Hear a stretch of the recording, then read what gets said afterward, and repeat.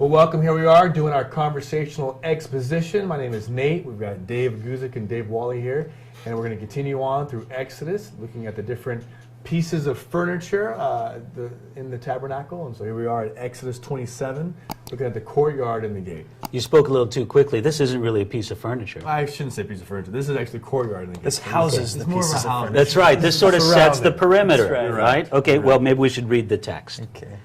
Verse 9, it starts off, "You shall also make the court of the tabernacle. For the south side there shall be hangings for the court, made of fine woven linen, 100 cubits long for one side. And its 20 pillars and their 20 sockets shall be bronze. The hooks of the pillars and their bands shall be silver. Likewise, along the length of the north side there shall be hangings 100 cubits long, with its 20 pillars and their 20 sockets of bronze, and the hooks of the pillars and their bands of silver. And along the width of the court on the west side shall be hangings of 50 cubits, and their 10 pillars and their 10 sockets. The width of the court on the east side shall be 50 cubits. The hangings on one side of the gate shall be 15 cubits, with their 3 pillars and their 3 sockets. And on the other side shall be hangings of 15 cubits, with their 3 pillars and their 3 sockets." Totally understandable. You got that? Yeah, I mean, Simple. easy. Sockets Obviously, isn't this the kind of passage that people read, you and I and others, and they just glaze over? Oh, yeah.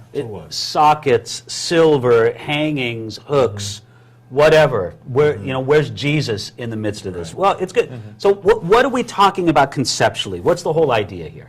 So this is the court. This is what is surrounding the tabernacle, the altar. Okay, our viewers right now, they see it, and it's that white fence. Is that fair enough to call it a fence? Yeah, I'd say that would surround the tabernacle. Right, the barrier between Okay, people now in the it tabernacle. gives some specific dimensions of it here.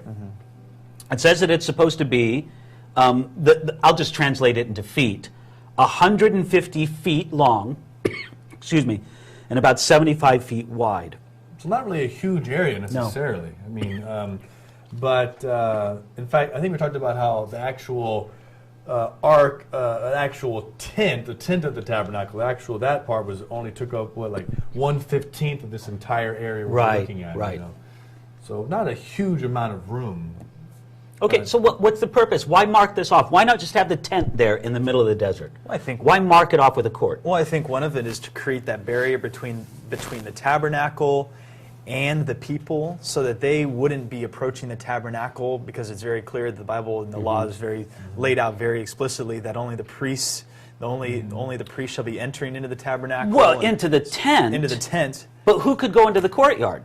Well, actually anybody can go into the courtyard. Right. But there's a specific way in which you entered Right, into it. It wasn't right. like, hey, just come from all sides. There's one specific way that you would go into the court of the tabernacle. There had to be some kind of preparation of the mind and heart. I am entering into the court of God. I am coming into His house. And it required this sort of deliberate preparation. Doesn't that translate something very powerful for the way that people should go to church, should go to meetings among believers? That there should be this sense of mental preparation. I am now in God's courts, among God's people. I need to just have a sense of focus, a sense of joy, a sense of pleasure. I am here in God's presence. And it's so true. It's that only when you have that mentality and that heart do you get the most out of it. Yes. You don't get much out of it if you come from the different angles. But Right. if you enter in through that way, you Right. get the most out of it and Right. what it's intended for.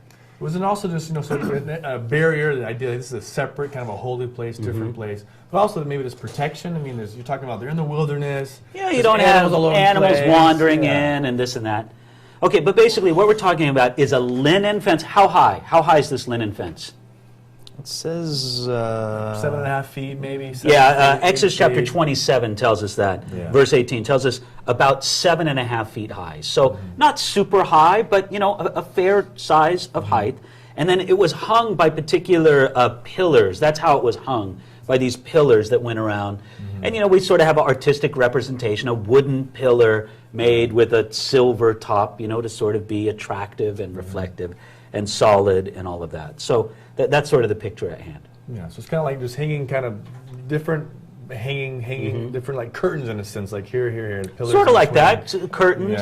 Yeah. I mean, it was a linen fence, Yeah. right?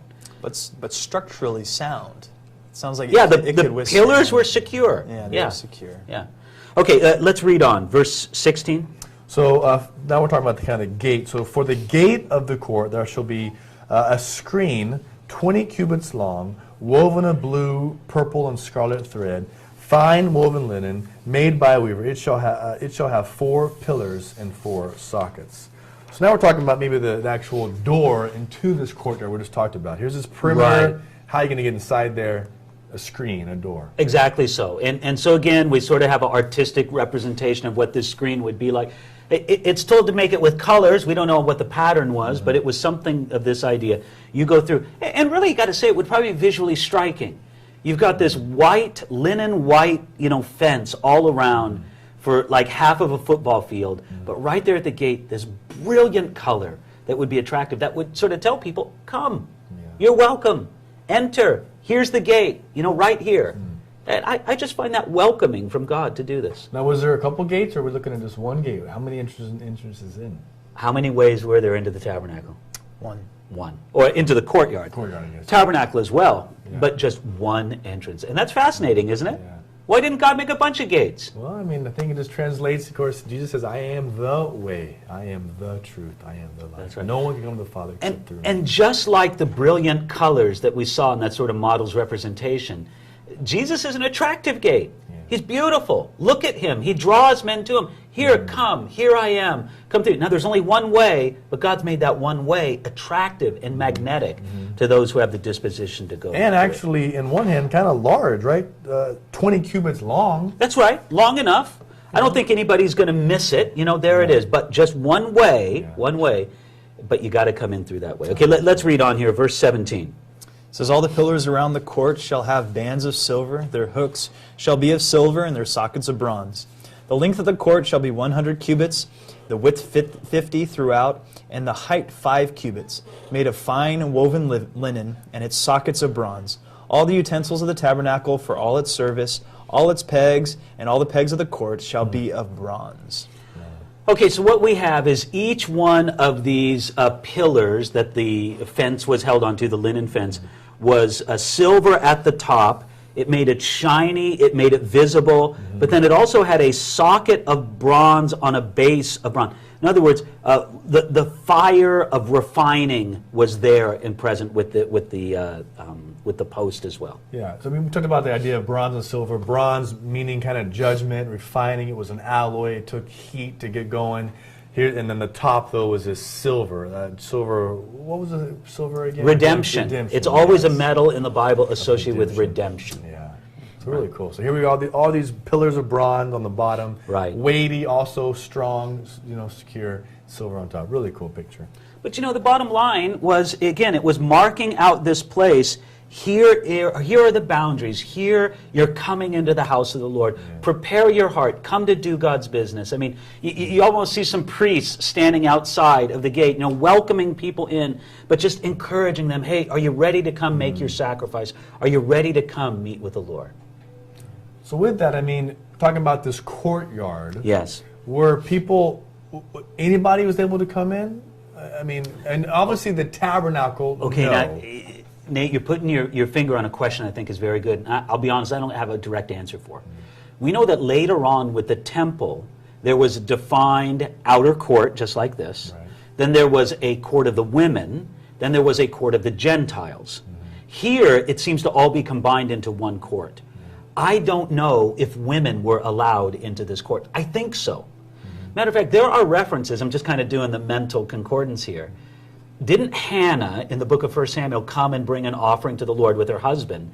And the priests noticed her at the offering. That implies that she's in the court with their... So I think that they allowed women, and maybe even Gentiles who would reverence the Lord, in to make sacrifice, in to come meet with the Lord in the court of the tabernacle. But I think it's really remarkable later on in the Psalms especially, you find these soaring statements about the courts of the Lord. Like this from Psalm 84, verse 2. My soul longs, yes, even faints for the courts of the Lord. My heart and my flesh cry out for the living God.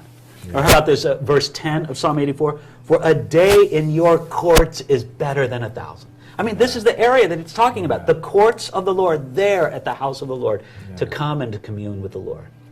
And it's so wonderful that in the same way that is open for them in this time in Exodus, it's also open for us, for anyone to come. Yes. God is beckoning for all mankind to come into His courts, provided they come through the gate of Jesus Christ. But if you are to receive Jesus as your Lord and Savior, you can enter into His courts with thanksgiving and praise. That's right, just like it says in the Psalm. I mean, think about it. They're using this imagery that we've just talked about. Psalm 100, verse 4. Enter into His gates with thanksgiving and into His courts with praise. That's it. That's just what you're talking about. Now, what about like us today, New Testament, after the cross? I mean, we don't really, a physical gate, an actual court. I mean, that's something that we actually have today. Look, we're aware, and they were aware of it in Old Testament times. It's not like God's presence was confined to the tabernacle. It's not like He lived there and nowhere else. The earth is the Lord's and the fullness thereof. Yet, there was a special place where God said, I will meet with you here. And you know what? There are special places. I trust that we call it a sanctuary, don't we? After that model of the temple or the tabernacle. The place where our congregation comes and meet with the Lord. I trust that that's a place where God is faithful to meet with His people. And that we want people to have this recognition that this is a place I can come and God is going to be with me there. I'm going to meet with the Lord. Maybe it stirs their faith, their expectation to say, yes, let us come into the house of the Lord. That's good. It's a fascinating thing. And so let's keep going on. We'll hit it up next time talking about oil for the lamps and the lampstand and such. But again, it's a precious thing to think about these courts that God has given us.